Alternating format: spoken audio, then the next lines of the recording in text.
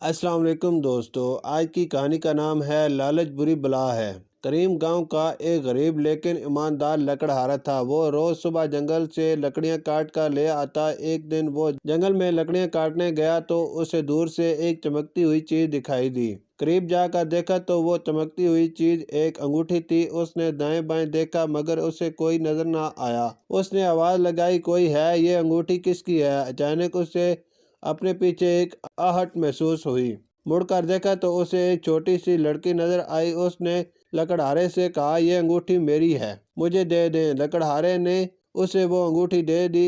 اس نے پریشان ہو کر لڑکی سے کہا، بیٹی تم اس جنگل میں کیا کر رہی ہو؟ آؤ میں تمہیں گھر چھوڑ دوں۔ اچانک وہ لڑکی ایک خوبصورت پری بن گئی۔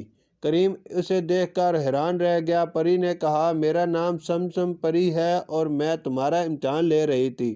میں یہ دیکھنا چاہتی تھی کہ تم ایماندار ہو یا نہیں۔ پھر اس پری نے کریم کو انعام میں ایک سونے کا پیالہ دیا اور کہا، اگر تم کھانا بنانا چاہو تو اسے حکم دینا، اس میں مزیدار کھانا بن جائے گا۔ تم اس سے جو کھانا لینا چاہو یہ حاضر کر دے گا۔ کریم بہت خوش ہوا اور خوشی خوشی گھر کو چل دیا۔ گھر پہنچ کر اس نے اپنی بیوی کو سارا ماجرا کہہ سنایا۔ اس کی بیوی نے پیالے کو حکم دیا، ہمارے لیے کھانا لاؤ۔ اس نے جیسے ہی یہ کہا بہت سارا مزیدار کھانا اس کے سامنے سج گیا۔ کریم کے ایک پڑوسی زاہد کو بھی یہ بات معلوم ہو گئی۔ دوسرے دن وہ صبح صبح جنگل میں پہنچ گیا اور پری کو ڈھونڈنے لگا۔ اسے بھی ایک چمکتی ہوئی چیز نظر آئی۔ وہ قریب گیا تو وہ ایک چمکتی ہوئی قیمتی انگوٹھی تھی۔ اس نے جلدی سے انگوٹھی اٹھائی اور سوچا، چلو پری تو نہیں ملی، یہ انگوٹھی ہی رکھ لوں۔ یہ سوچ کر وہ چل دیا۔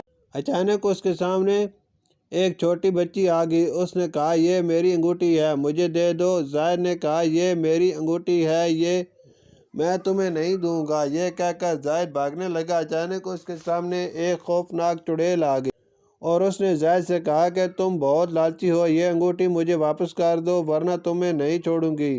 یہ سن کر زاہد نے انگوٹھی پھینکی اور گھر کی طرف بھاگا۔ کئی دن تک وہ ڈر کے مارے باہر نہیں نکلا۔ اس نے لالچ سے توبہ کر لی۔ شکریہ۔